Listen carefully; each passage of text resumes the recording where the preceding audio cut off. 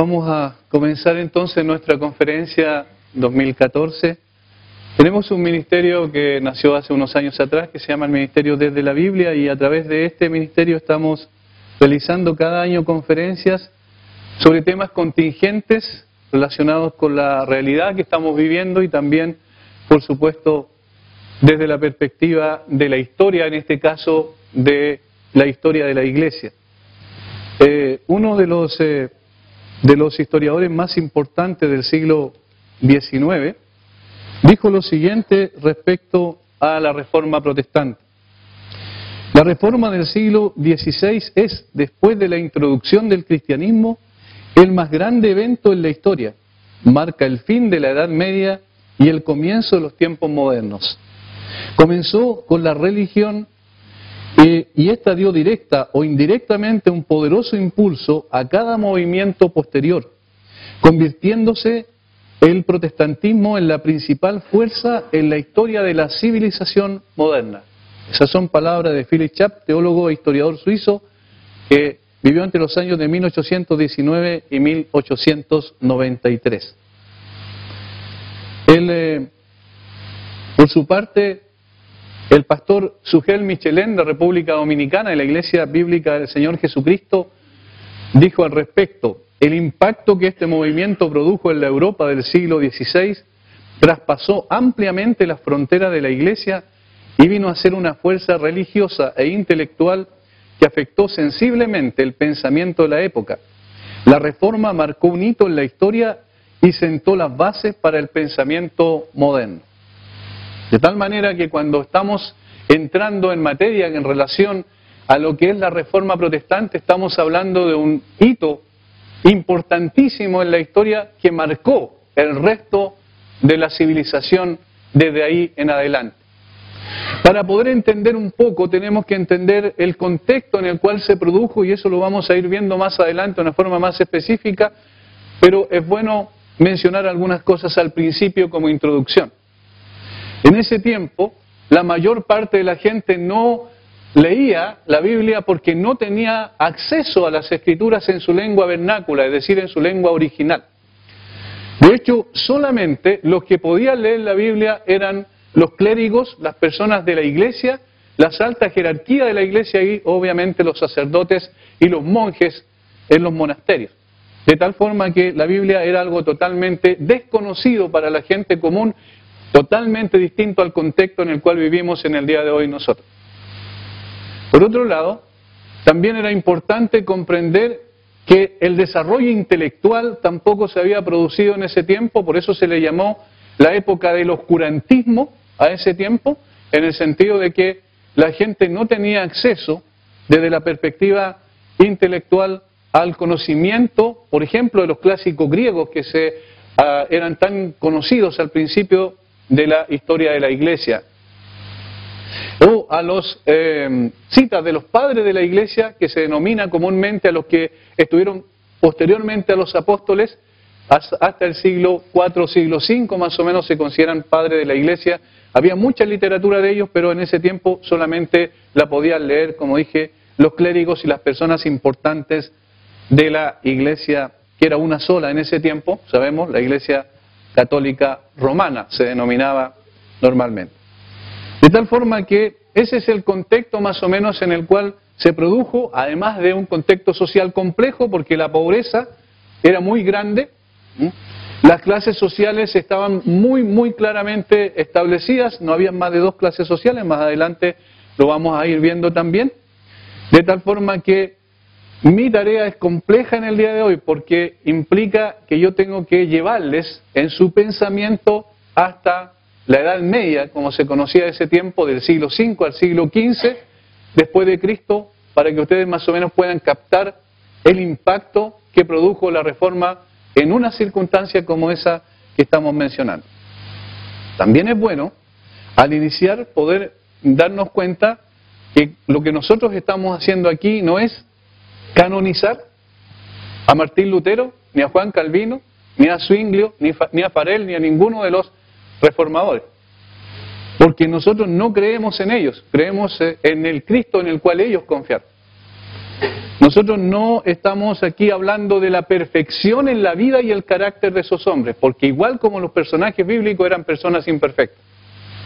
No queremos estar hablando que ellos no cometieron errores, porque sí cometieron muchos errores, sino que lo que queremos rescatar es que ellos volvieron a las fuentes, a las Escrituras, para poder volver al Evangelio verdadero, al Evangelio puro que había estado oscurecido durante tanto tiempo y donde la gente no tenía acceso a él en una forma abierta como en el día de hoy.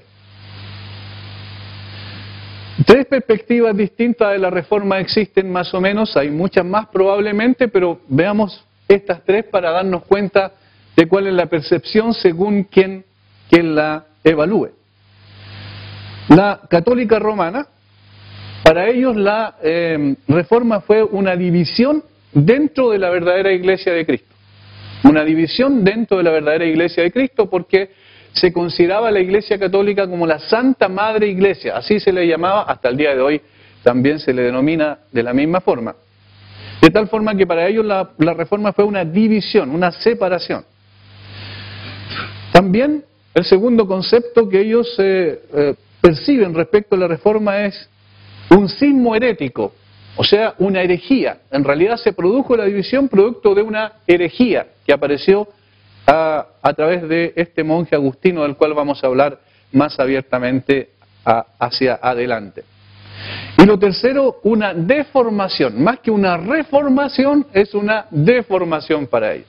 O sea, produjo más perjuicio que beneficio según la perspectiva católica romana. Más adelante lo vamos a ver por qué razón se produce eso.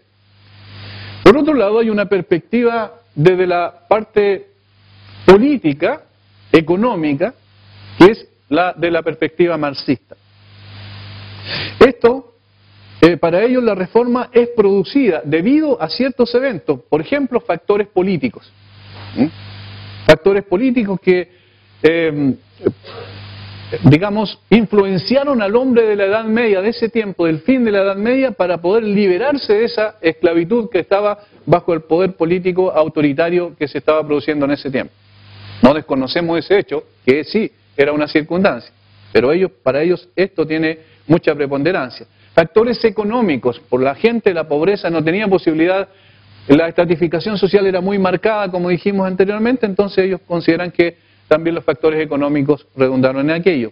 Y factores sociales que yo acabo de mencionar. Entonces para ellos fueron políticos, económicos y sociales, y esas fueron las causas que dieron origen a la Reforma y la interpretan desde esa perspectiva. De hecho, hay algunos teólogos, algunos ideólogos del marxismo que tenían algunas citas de Lutero, incluso para decir que en realidad él fue una especie de, comillas, primer marxista, ¿cierto?, al sacar este tipo de ideas producto de levantar a la gente en contra de lo establecido, de la jerarquía fundamentalmente. Y los reformadores tienen otra perspectiva totalmente distinta y eso es consistente con lo que nosotros creemos, obviamente. Nosotros creemos que la Reforma es el retorno a doctrinas esenciales de la Biblia. Eso, así entendemos en realidad la Reforma. El retorno a doctrinas esenciales de la Biblia.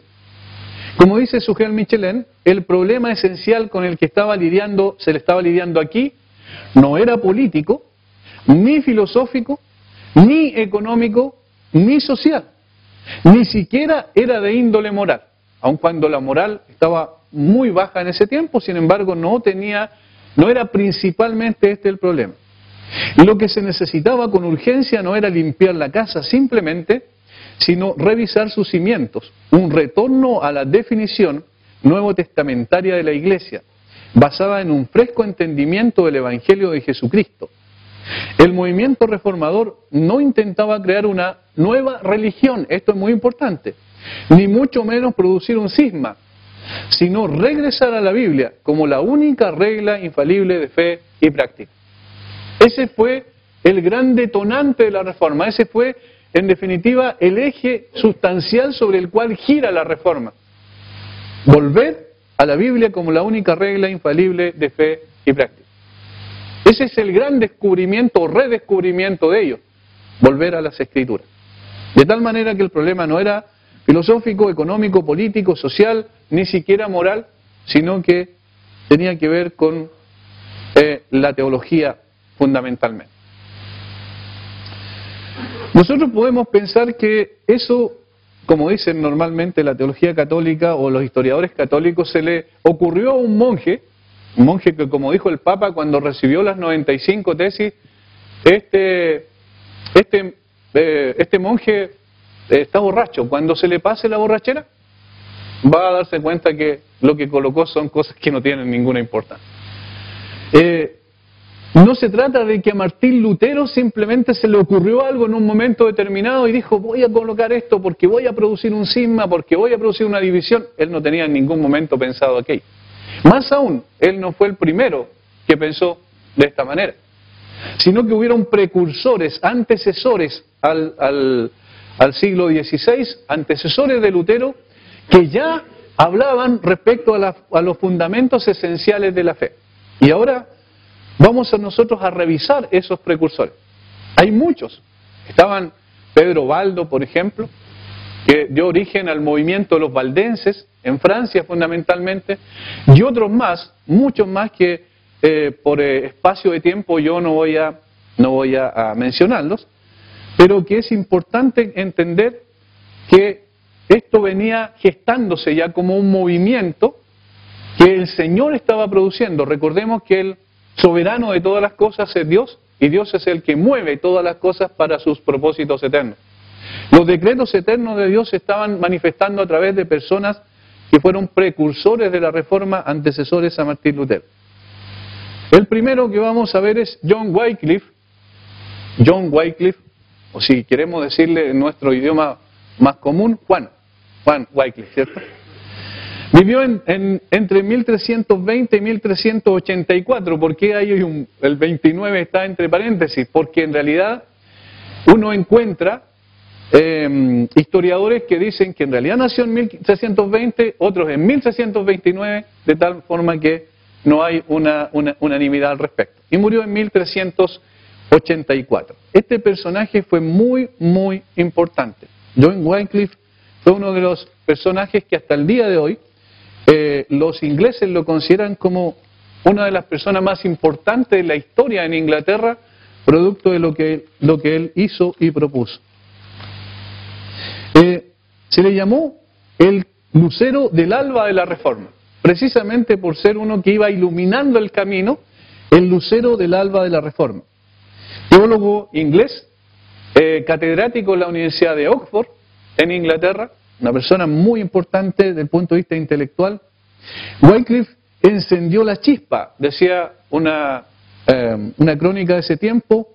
Hus le allegó el carbón y Lutero sopló para que se produjera el fuego de la Reforma. Tradujo la Biblia desde el latín al inglés, idioma que él compiló de muchos dialectos. Esta es otra de las cosas interesantes que hizo desde el punto de vista de la cultura. Él compiló una cantidad grande de idiomas que se hablaban en la isla, ahí en Inglaterra, ¿cierto? Y finalmente de todos hizo un idioma. En el fondo fue el gestor del idioma inglés moderno, de alguna manera. Y tradujo la Biblia del latín, la Vulgata latina, que fue hecha por Jerónimo en el siglo V después de Cristo, que era la única que se usaba, entre paréntesis. Todo se hacía en latín en ese tiempo, del latín al inglés. Y sin embargo, por supuesto, por el tiempo en el cual vivió, fue incomprendido en ese momento y finalmente fue excomulgado por la iglesia dominante de ese tiempo histórico. Y antes de que él fuera excomulgado, en los tiempos cuando él iba desarrollando su pensamiento teológico, dijo lo siguiente: llenaré Inglaterra con una luz y todos los terrores fantasmales inspirados por los sacerdotes y las ataduras con las que someten al pueblo con sus supersticiones desaparecerán como las sombras de la noche cuando el sol se levanta. Es una declaración de principios que él hace aquí y que está mostrando claramente cuál era su propósito, su perspectiva. Y él sabía que la forma de alumbrar las tinieblas espirituales, morales, sociales que habían en la Inglaterra de su tiempo era volver a las Escrituras. Aquí hay un propósito claro desde el punto de vista de la importancia que él le daba a las Escrituras. Este fue un libro que él escribió sobre la verdad de las Sagradas Escrituras. Más adelante, cuando finalmente es excomulgado, en el 1382, en un tribunal eclesiástico, y condenado por hereje, es expulsado de la iglesia y de la Universidad de Oxford. Y finalmente, después en el Concilio de Constanza, más adelante, ya en el siglo siguiente, es considerado como un hereje cuando ya había muerto él, y sus restos son desenterrados y finalmente son arrojados al río como una forma de mostrar la iglesia dominante de ese tiempo su desprecio para con él por John Wycliffe. Aun cuando ya estaba muerto, finalmente hicieron eso con él. Cuando lo excomulgaron, esto fue alguna de las cosas que él mencionó en su defensa final. Vosotros decís que es herejía traducir la Sagrada Escritura al inglés, y me llamáis hereje porque he traducido la Biblia a la lengua materna del pueblo. Noten, por favor, la forma como él va poniendo un ladrillo sobre otro en su defensa. Es muy interesante. Comienza diciendo, ¿sabéis a quién estáis blasfemando?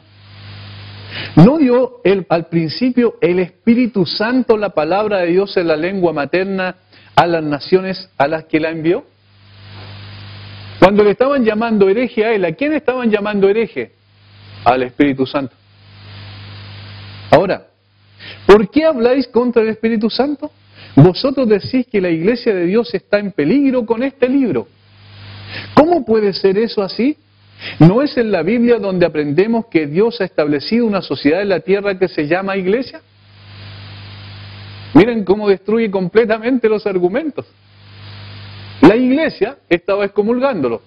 ¿Por qué? Por traducir la Biblia al idioma vernáculo, al idioma inglés. Pero ¿dónde estaba la iglesia? ¿Dónde está contenida la iglesia? En la Biblia. Entonces, una contradicción absoluta. ¿No es en la Biblia donde conocemos quién es el constructor y soberano de esa iglesia? ¿Y cuáles son sus leyes por las cuales se gobierna y los derechos y privilegios de sus miembros? Fuera de la Biblia, ¿qué autoridad tiene la iglesia para demostrar todo esto? Sois vosotros quienes ponéis la iglesia en peligro al esconder la garantía divina, la misiva real de su rey, que le da la autoridad que tiene y la fe que disfruta.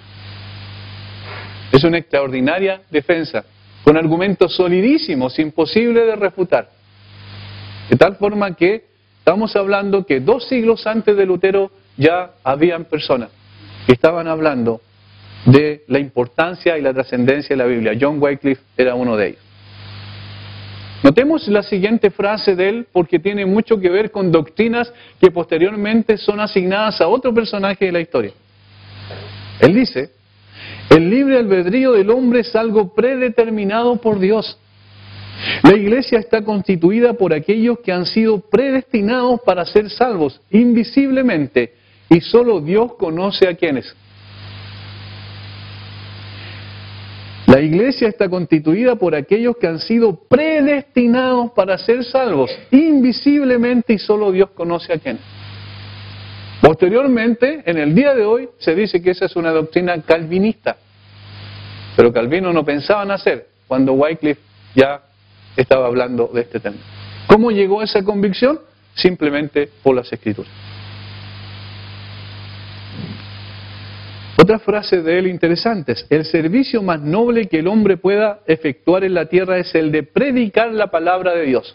De hecho, él lo puso en práctica porque estableció un movimiento, capacitó y preparó a predicadores ambulantes que se llamaron los lollardos, que algunos historiadores difieren en cuanto al término, lo que significaba, pero eran personas pobres, que no les interesaba ninguna otra cosa y simplemente les interesaba solamente proclamar la verdad, predicar la verdad, e iban de un lugar a otro predicando. Él estableció, por decirlo así, el instituto bíblico en ese sentido, porque capacitó a estas personas para poder predicar la verdad. Finalmente, fueron totalmente exterminados a lo largo de los siglos, en los años siguientes, producto de la persecución. El Evangelio, dijo él, solo es suficiente para gobernar las vidas de los cristianos en todas partes. Cualquier otras reglas adicionales hechas para gobernar la conducta humana no añaden nada a la perfección ya encontrada en el Evangelio de Jesucristo. Aquí está hablando sobre el eje rector de la iglesia, que es el Evangelio. El Evangelio es lo principal, el Evangelio es el tema de la iglesia, lo que él estaba diciendo. Un resumen de sus creencias y del movimiento lolardista de ese tiempo. Uno, creía que la Biblia debía ser leída y estudiada por las masas. Fue la primera persona que tradujo la Biblia del latín al inglés. Creía que Dios no necesita delegados o intermediarios. La autoridad está fundada en la gracia de Dios, decía él. Toda autoridad viene de la gracia de Dios. La autoridad de la Biblia es superior a la de la iglesia. La autoridad de la Biblia es superior a la de la iglesia. Este es un concepto muy importante. No es la iglesia lo que dice qué tiene que enseñarse, sino la Biblia lo que dice que la iglesia tiene que enseñar. Es la autoridad de la Escritura. Noten que lo dijo en un tiempo donde esto era una tremenda herejía. Rechazaba tajantemente el dogma de la transubstanciación. ¿Qué es lo que es el dogma de la transubstanciación? Es el hecho de que el dogma católico romano dice que en el momento en que el sacerdote consagra la hostia, esta se convierte literalmente en el cuerpo y la sangre y la divinidad de Jesucristo. Es decir, en la hostia está contenido todo esto. Hasta el día de hoy se mantiene ese dogma. Él lo rechazó tajantemente porque consideraba la cena del Señor como la Biblia lo presenta, como un símbolo, nada más. Creía que la Biblia debía ser accesible a la gente en sus lenguas vernáculas o de origen. Como dije anteriormente en la introducción, la Biblia no era accesible a la gente en ese tiempo en su lengua de origen, solamente era el latín. Y como la mayor parte de la gente no tenía estudios, obviamente la gente no entendía absolutamente nada cuando iba a una misa, cuando se le predicaba supuestamente la Escritura, porque en realidad lo que se hacía era muchas veces asustar a la gente para que pudiera donar a la iglesia y a través de su esfuerzo y de las indulgencias, que es una venta del perdón que más adelante vamos a ver, tenían tomada a la gente bajo su control y autoridad, porque no conocían la Escritura. Él creía que la Biblia debía ser accesible a la gente e hizo algo al respecto, tradujo la Biblia, como dijimos, del latín al inglés.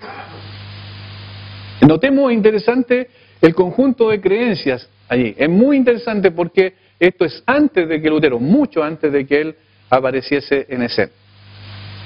El segundo personaje, que es un precursor de la Reforma, fue Juan Hus. Vivió entre los años 1369 y 1415.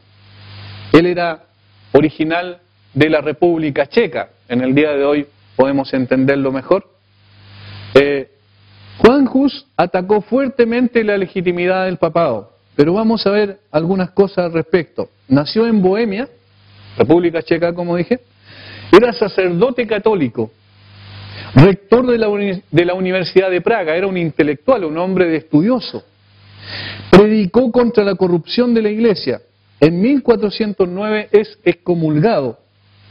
Y por su causa la ciudad de Praga fue puesta en interdicto. Esta es algo que probablemente no van a entender, lo voy a explicar de una forma muy simple.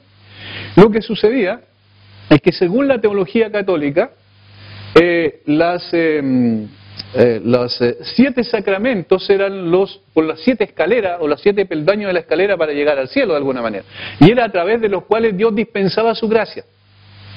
Entonces, cuando la iglesia quería apretar, por decirlo políticamente, a algún gobernante de algún lugar en particular, colocaba a esa ciudad en interdicto.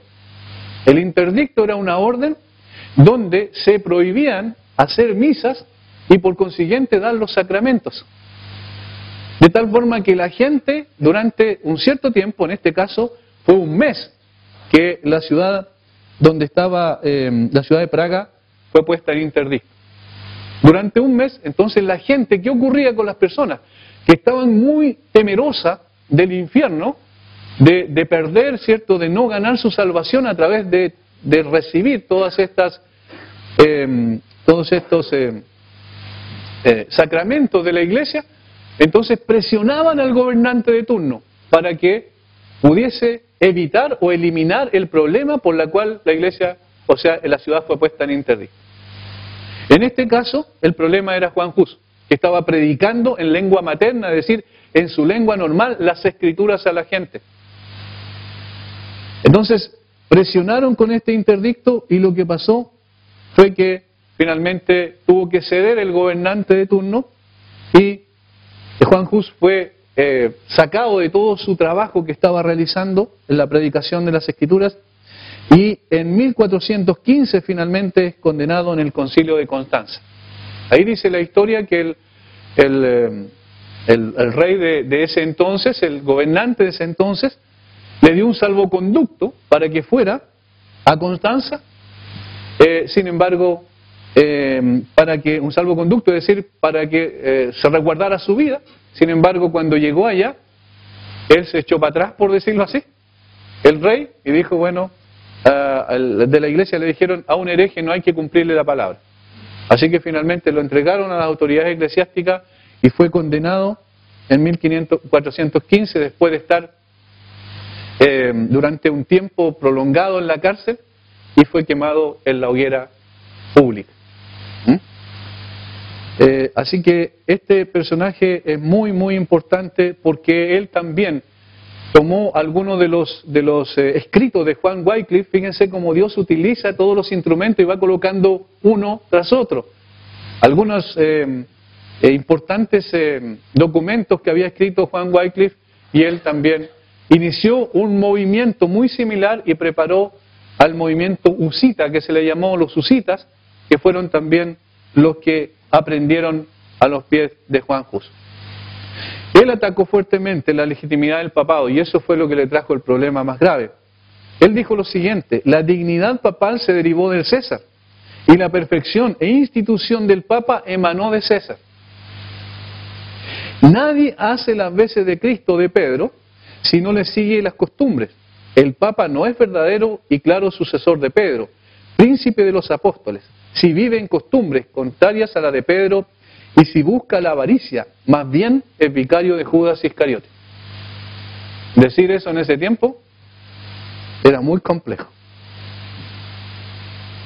Noten otra vez, otro personaje de la historia de la Iglesia, mucho antes que Juan Calvino, pero miren lo que dice: la gracia de la predestinación es el vínculo con el que el cuerpo de la Iglesia y cualquiera de sus miembros se une indisolublemente a Cristo, que es su cabeza.